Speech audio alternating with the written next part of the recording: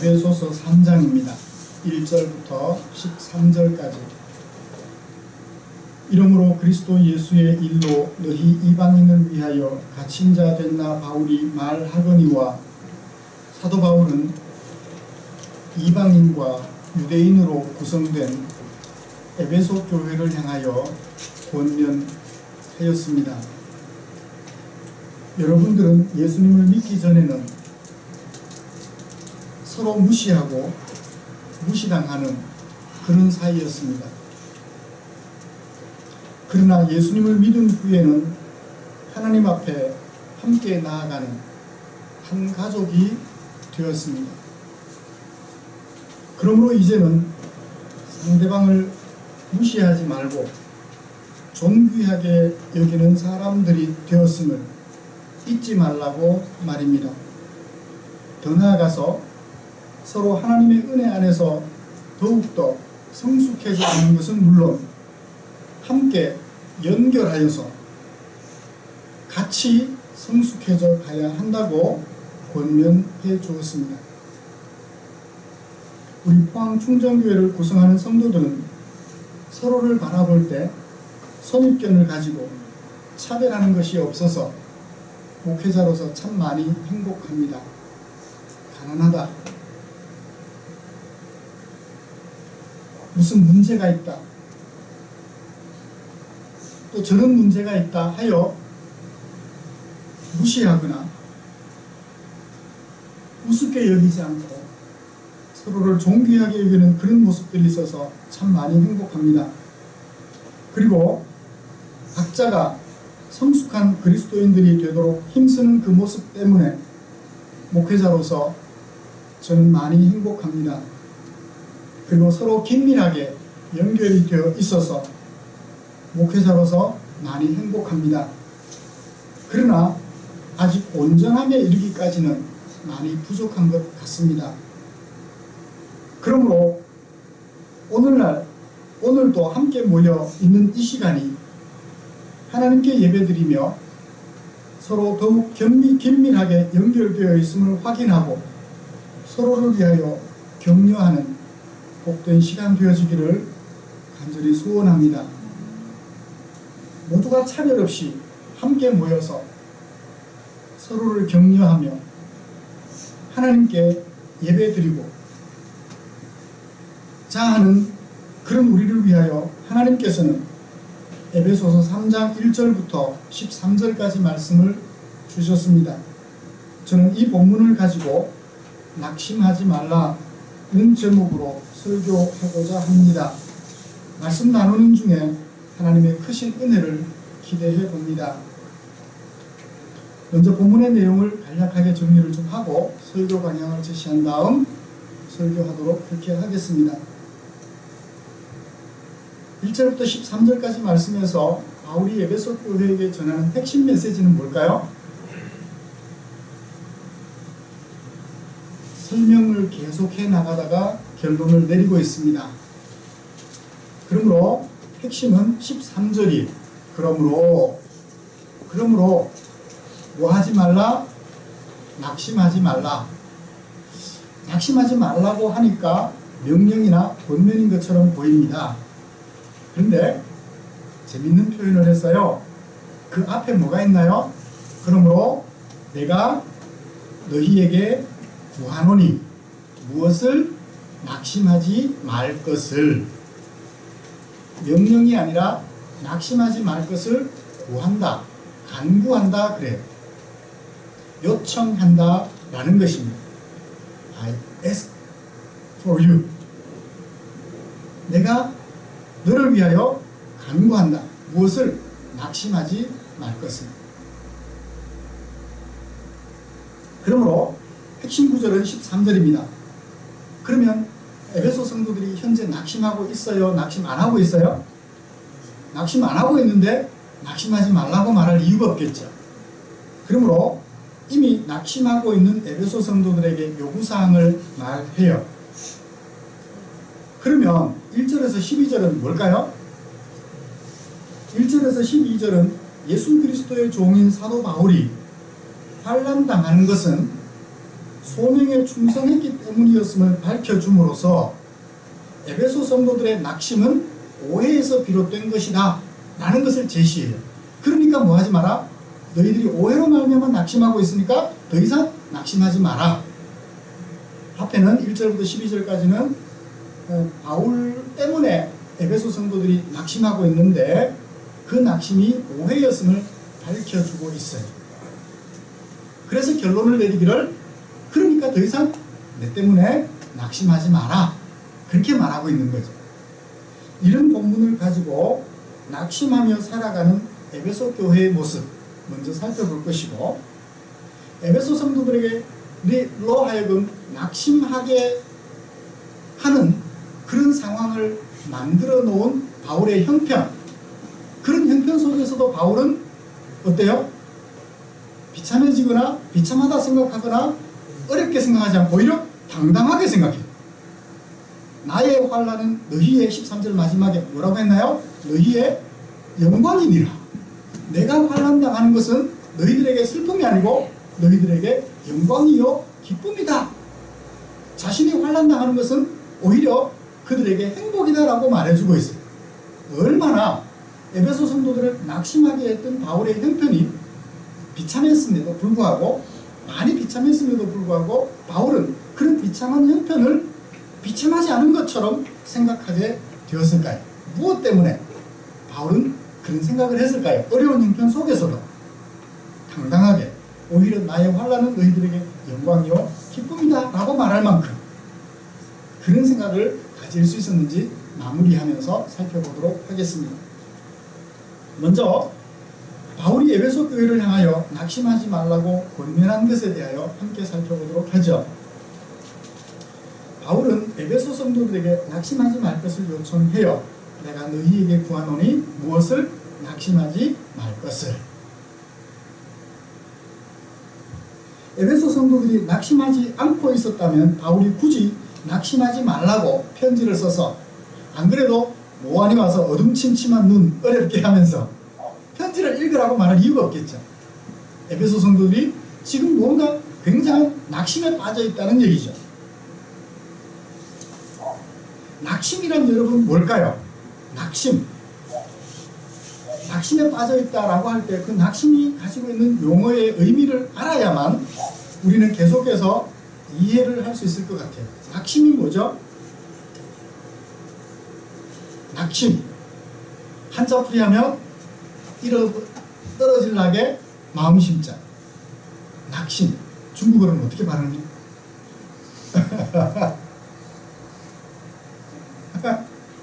그래요. 낙심. 영어로는 discourage. 마음을 잃어버렸다는 거예요. 좋은 뜻일까요? 안 좋은 뜻일까요? 안 좋은 뜻이에요. 낙담하다. 용기를 잃어버리다. 실망하다. 그러니까 바울의 어떤 형편이 에베소 성도들의 마음속에 뭘 안겨다 줬어요? 실망을 안겨다 준 거예요. 그래서 더 이상 바울을 존중하고 존경할 마음이 그들의 마음속에서 사라져가고 있는 상태. 그걸 뭐라고요? 낙심했다라고 표현하고 있는 것이에요. 그동안 에베소 성도들은 바울이 전해준 복음을 듣고 예수를 믿었단 말이에요. 예수를 믿고 나니까 너무너무 좋았어요. 행복했어요. 그래서 바울을 굉장히 존경하고 있었습니다. 당신 때문에 우리가 하나님의 백성들이 되었어. 얼마나 기뻤겠어요. 그렇게 존경하고 따랐었는데 왜 갑자기 실망했을까요? 에베소 교회는 왜 이렇게 용기를 잃어버리고 실망하며 낙담하게 되었을까요? 바울의 형편이 어떠했길래? 3장 1절에서 그 원인을 조금 더 자세하게 밝혀주고 있습니다. 이러므로는 이따가 설명할 거고요. 그리스도 예수의 일로 너희 이방인을 위하여, 여기 너희 이방인은 에베소 사람들도 포함되죠. 너희 이방인을 위하여 뭐가 됐어요? 갇힌 자가 되었대. 바울이 당하는 환난은 갇힌 자가 된 거예요. 갇힌 자. 갇힌 자라는 말은 어떤 말일까요? 갇혀있다. 문자적으로 번역하면 구금되어 있다, 구속당하여 있다라는 얘기입니다. 누구 때문에? 이방인들 때문에. 에베소 성도들 때문에 바울이 갇혀 있다는 거예요. 에베소 성도들만 아니었으면, 에베소 성도들을 포함하는 이방인들만 아니었으면 바울이 갇힐 이유가 없었다는 거예요. 그들 때문에, 너희들 때문에 내가 갇혀 있다. 그런데 에베소 성도들은 바울의 갇혀 있는 모습을 보고 낙심해서 바울에 대한 존경심을 거두고 낙심한 입장에 처하게 된 거죠. 그러면 바울은 왜 이런 환란, 갇히는 환란을 당했을까요?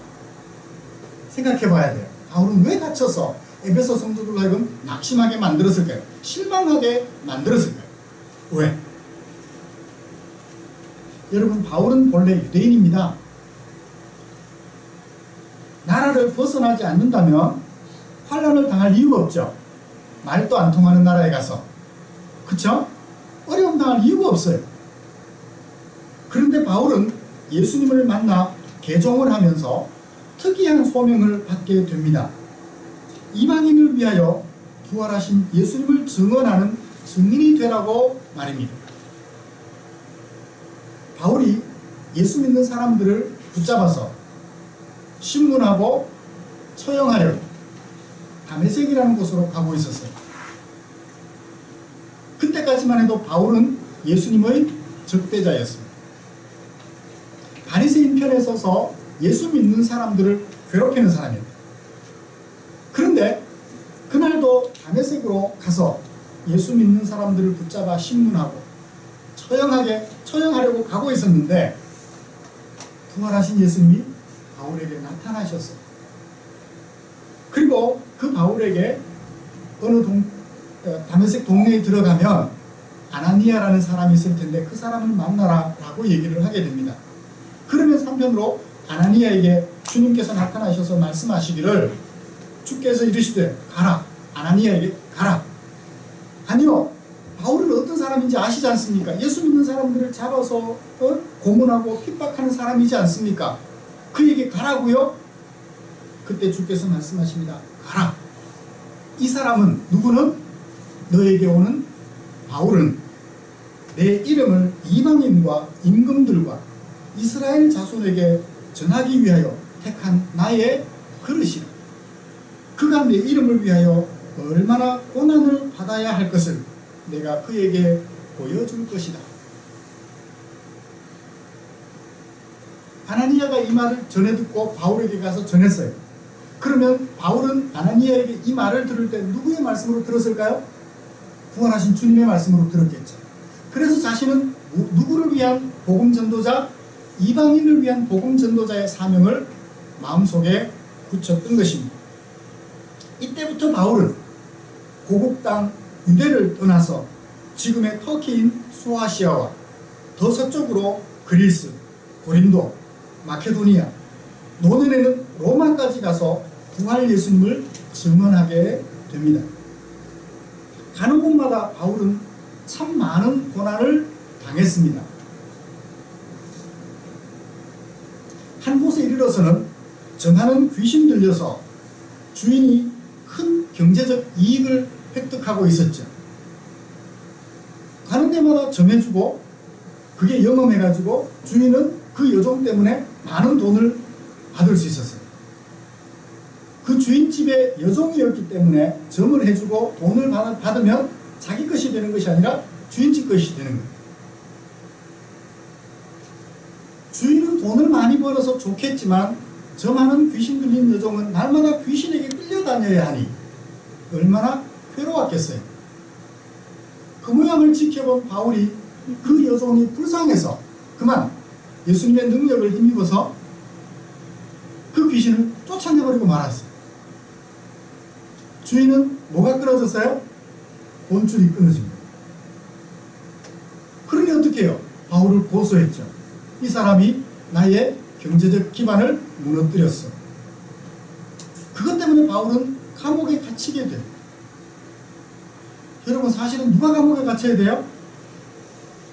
여종을 종으로 부려먹은 돈벌이 수단으로 삼은 그래도 인간인데 사람을 돈벌이 수단으로 삼은 주인이 갇혀야 될 일인데 오히려 바울이 갇히게 거꾸로 된 세상이에요. 세상에서 제대로 살려고 했던 바울은 감옥에 갇히게 되었던 것입니다. 지금 에베소서를 쓸 당시도 마찬가지. 지금 바울은 인생을 마무리하면서 로마로 가 있어요. 뭐의 몸, 어떤 몸으로? 죄수의 몸으로. 죄를 짓지 않았음에도 불구하고 죄수가 되어서 로마로 붙잡혀가서 구금당한 상태에 있어요. 가택연금이라고들 얘기합니다. 감옥에 간 것이 아니라 가택연금 상태에 있었던 것이 아닌가라고들 얘기를 하죠. 왜 그랬나요? 오직 이방인들에게 복음을 증거하겠다는 일념으로 그들에게 찾아가서 부활 예수님을 소개해주고 그 예수를 믿어서 하나님의 백성으로 살아가라고 그 일념으로 로마까지 가가지고 구금 상태에 있었던 것입니다. 에베소 성도들은 이런 바울을 보면서 낙심하게 된 거예요. 그런데 왜 에베소 성도들은 낙심했을까요? 다시 한번 질문합니다. 바울의 그런 형편 때문이라면 왜 낙심했을까요? 그 배경을 잘 알면 낙심해야 돼요? 격려해드려야 돼요? 격려해드려야 되잖아요. 부활하신 예수님으로부터 받은 사명 때문에 고난을 당하고 있다면, 환난을 당하고 있다면 사도 바울 그렇게 힘이 들어서 어떻게 해요? 우리가 힘이 될 수는 없을까요? 걱정해줘야 되는데 낙심을 하고 있다고요. 실망을 하고 있고 바울에게서 마음이 멀어져 가고 있단 말이에요. 왜 그랬을까요? 순수하게 바울을 걱정해서 낙심했을까요? 아이고 큰일 났다. 우리의 지도자 바울이 저렇게 구금당해 있으니 큰일 났다. 순수한 마음에서 낙심했을까요? 아니면 누군가가 바울이 구금 상태에 있는 것을 근거로 쟤 거짓 교사야. 제대로 된 교사라면 왜 구금당했겠어? 가짜야. 라고 말하여 이간질시켰기 때문에 낙심했을까요? 가능성은 후자인 것 같아요.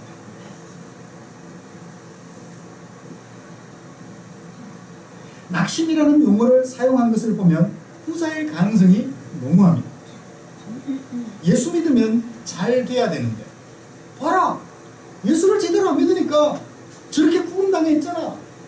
예수를 제대로 안 믿으니까 저 모양이잖아. 그러므로 바울은 가짜야. 너희들이 믿고 따랐던 바울은 가짜란 말이야. 이간질시키는 사람이 있어. 아마 바울에 대하여 에베소 성도들이 낙심한 것이 아닐까 라는 생각을 해봅니다. 또 그렇게 생각할 수 있는 가능성은 1장과 2장에서 바울은 창세전부터 하나님께서 우리에게 예비해 주신 신령한 복을 받았는데 유대인들만 받았다고 했나요? 아니에요. 너희들도 받았다 했어요. 뭐가 되게 하려고? 하나가 되게 하려고, 통일되게 하려고. 이방인이나 유대인이나 한 하나님의 가족이 되었다라고 얘기를 해왔어요. 그 얘기를 하던 연장선상에서 3장 얘기를 하는 거라고. 누군가가 어떤 사람이 와서 바울과 에베소 성도들 사이를 이간질시켜 바울이 전한 복음을 평가절하시키고 자기 편으로 끌어가려고 아마 바울이 당한 환난 그것 근거로 해요. 가짜라고 말을 했던 겁니다. 그것 때문에 에베소 성도들 사이에 성도들끼리도 문제가 있었지만 하나가 되지 못하여서 우리는 유대인이 있네, 우리는 언약 속에 있네, 너희들은 언약 밖에 있네, 차별이 있는가 하면 그 에베소 성도들 사이와 바울 사이의 관계도 이간질시켜 성도들끼리도 4분 5열, 바울과 성도들 사이에도 4분 5열 그런 인간에 처해 있었습니다. 낙심이라는 용어, 예수 믿으면 잘 돼야 하는데 구금당했다. 그 이유가 뭐야? 가짜니까 그렇지. 이런 식으로 말하여 바울이 전한 복음을 듣고 예수 믿었던 에베소 교회를 혼란에 빠뜨렸던 것 같아요. 바울에 대한 존경심을 거둬버리게 만들었던 것 같아요. 그 소식을 바울이 들었을까요? 못 들었을까요? 들었죠. 그래서 골로새에 있는 빌레몬이라는 사람에게 그의 종 누구? 오네시모. 로마에서 만난 오네시모를 빌레몬에게 돌려보내면서 같이 두기고라는 사람도 같이 보내요. 그 두기고에게 빌레몬서를 써가지고 오네시모와 함께 두기고를 골로새에 보내는 중에 어디로 거쳐가야 돼요? 에베소를 거쳐가야 돼요. 로마에 구금되어 있으면서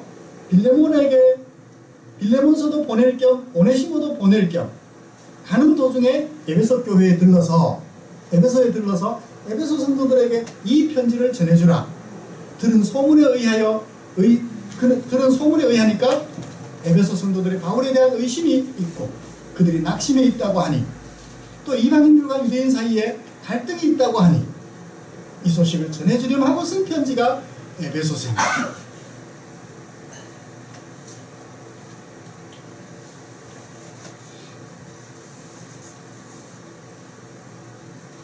사랑하는 성도 여러분, 바울은 이런 마음으로 에베소에 복음을 전했고 저 멀리 로마까지 가서 복음을 전하여 부활 예수 그리스도를 구주로 영접하는 은혜를 끼쳐주려고 했는데 가짜 문제 있는 사람들이 오히려 바울을 가짜라고 말하여 성도들 사이를 이간질시키고 성도와 목회자 사이를 이간질시키는 그런 어려운 형편에 처했던 것입니다. 사랑하는 성도 여러분, 오늘날에는 어떤가요? 목회자 가정이 잘 되면 좋을 텐데 잘 되지 못하면 목사님이 뭐 저래요.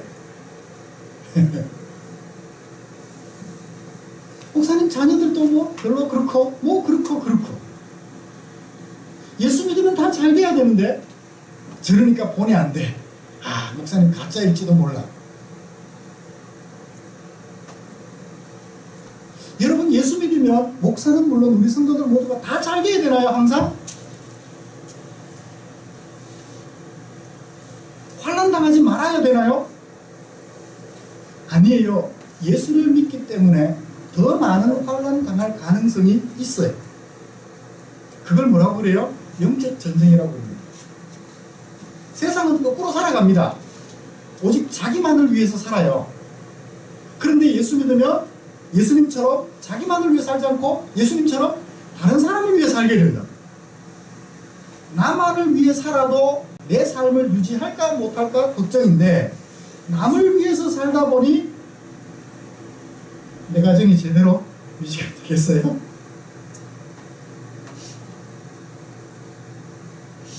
예수 믿으면 그게 영적 전쟁이라고요. 환난이 많았으면 많았지 적지 않다고요.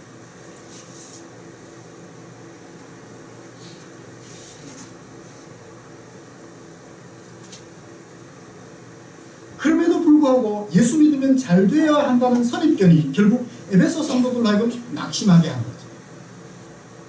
잘못된 생각이 낙심하게 만들었다는 거예요. 그 사람에 대하여 실망하게 만들었던 거예요. 예수 믿는데 왜 저래? 선입견. 아니요, 예수 믿어도 어려울 수 있어요. 예수 믿는다고 무조건 다 어렵게 되는 것은 아닙니다. 이 세상이 만들어 놓은 삶의 법칙 때문에 똑같은 일을 해도 어떤 사람은 많은 재물을 얻을 수 있어요. 다 가난해지라는 얘기는 아닙니다. 다 가난해진다는 얘기도 아니고요.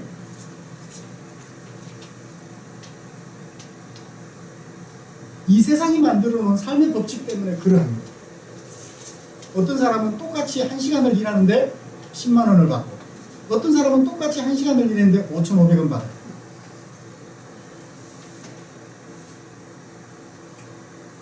그건 세상이 만들어 놓은 법칙이기 때문에 어쩔 수 없어요.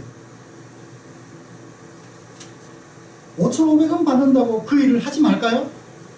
너를 위해서 내가 그 일을 꼭 해야 한다면 5,500원 받고도 그 일을 한다고요. 사회가 그렇게 만들어 놨기 때문에 불평은 하면서도 너를 위해서 그 일이 꼭 필요하기 때문에 한단 말이에요. 그러면 그 사람 신앙이 잘못돼서 5,500원 밖에 못 받나요? 그건 아니에요. 그래요. 이런 선입견이 결국 목회자에 대한 신뢰감도 떨어뜨리고, 물론 목회자가 잘못해서 환난을 당한다면 그건 뭐 말할 필요도 없죠. 지금 여기는 잘못해서 환난 당하는 것이 아니라 잘하고 있음에도 불구하고 어려움 당하는, 그렇잖아요. 바울이 유대 땅에 머물러 있으면 환난 당할 이유가 없죠. 장가도 갔을 거고 도박도 공부했으니까 뭐 대학 교수쯤 돼가지고 행복하게 살 수 있었을 거예요.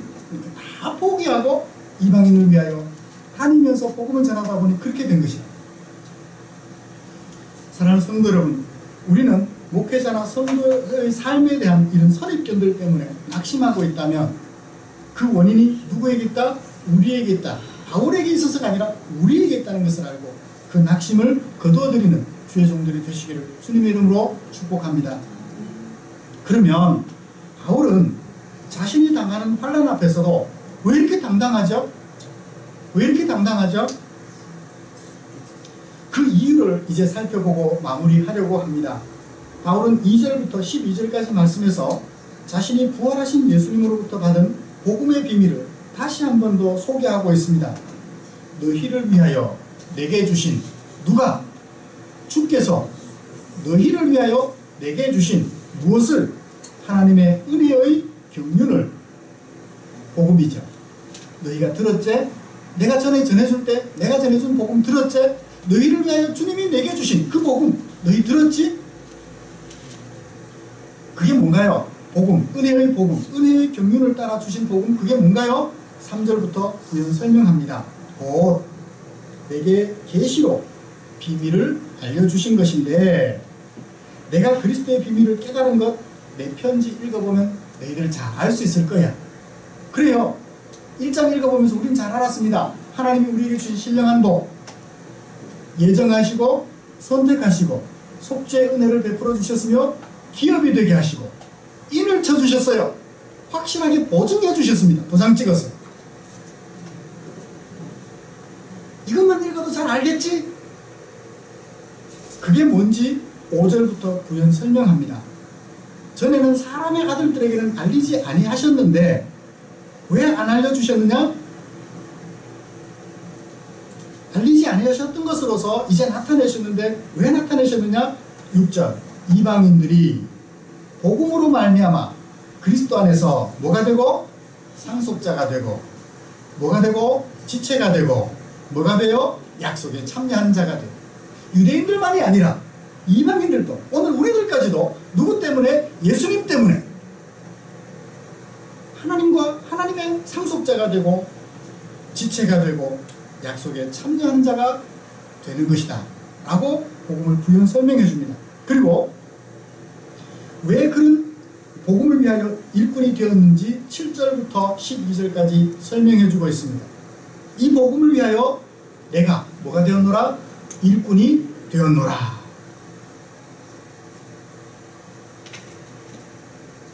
주님이 이 일꾼됨을 내게 주신 것은 8절 이 은혜는 뭐예요? 일꾼 되는 거예요. 이방인을 위하여 나를 일꾼 삼아 주신 것은 뭐 하기 위함이다? 첫째, 이방인에게 전하게 하기 위함이다. 두 번째로는 은혜의 경륜을 만천하에 드러내게 하려 합니다. 이제 우리가 12절 그 안에서, 누구 안에서? 예수님 안에서, 하나님이 뜻하신 예정 안에서 하나님께 나아감을 얻게 되었다 라고 얘기를 해요. 그러니까 바울은 그 복음을 받았고 그 복음을 이방인들에게 전하는 일꾼이 되었다. 자기가 받은 소명에 충실하다 보니까 무엇도 두려워하지 않았어요? 자신에게 다가올 환난도 두려워하지 않았던 거예요. 내가 감옥에 갇히는 것이 두려웠다면 이방인에게 복음 안 전하죠. 그러나 이방인에게 복음 전하는 것이 너무너무 중요했기 때문에 뭐도 불사해요? 죽음도 불사한다는 것입니다. 세상에서 제일 무서운 사람이죠. 죽음도 불사하는 사람. 죽음도 두려워하지 않는 사람. 제일 무서운 사람. 바울이 바로 그런 사람입니다. 내가 받은 사명을 감당하려 함에 있어서는 내 생명 아까운 것으로 여기지 않겠다. 무엇을 위하여? 너희를 위하여. 누구 닮았어요? 예수님 닮았어요. 너희를 위하여서 내가 죽는 것 아까워하지 않겠다. 누구 닮았어요? 우리 부모님들 닮았어요. 자신을 위해 모든 것 내어주면서 아까워하지 않는 거예요. 우리 부모님은 예수님의 모습을 조금은 닮아 있는 것 같아요.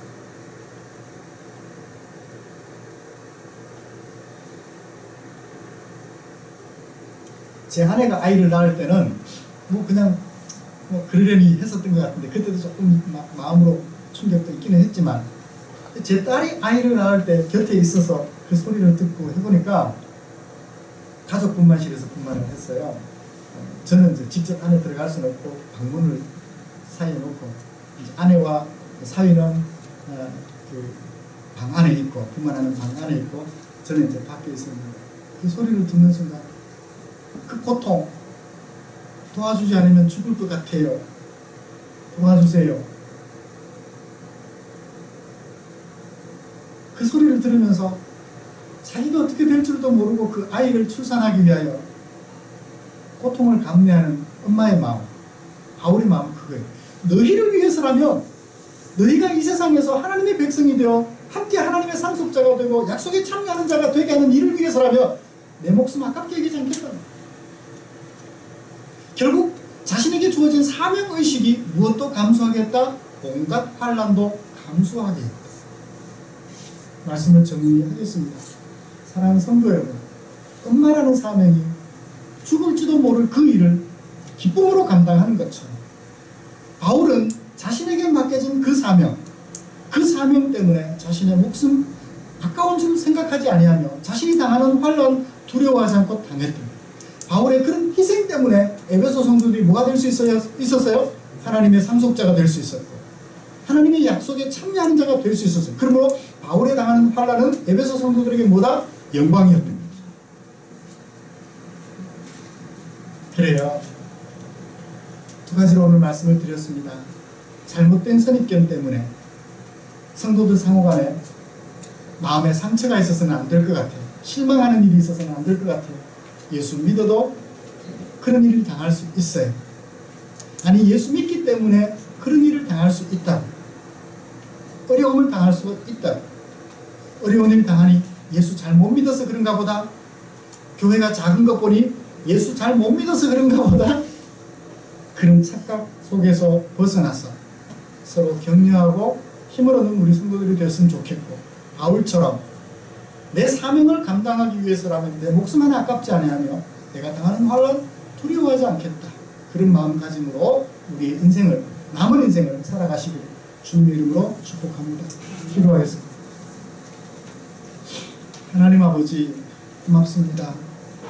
우리를 향한 당신의 사랑, 우리가 느끼는 것이 바울이 주님으로부터 받은 사랑을 느끼는 것만큼 비교가 될런지요.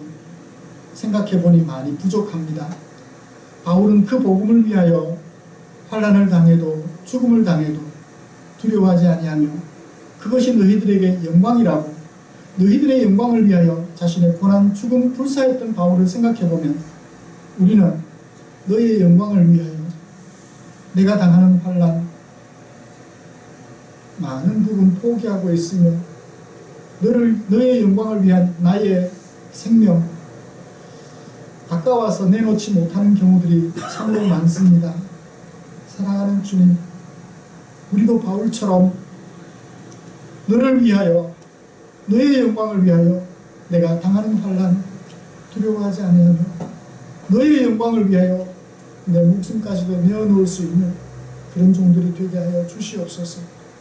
또한 잘못된 선입견, 잘못된 가르침 때문에 성도 간에 이간질시키는 어리석은 자가 되지 않게 해주시옵소서.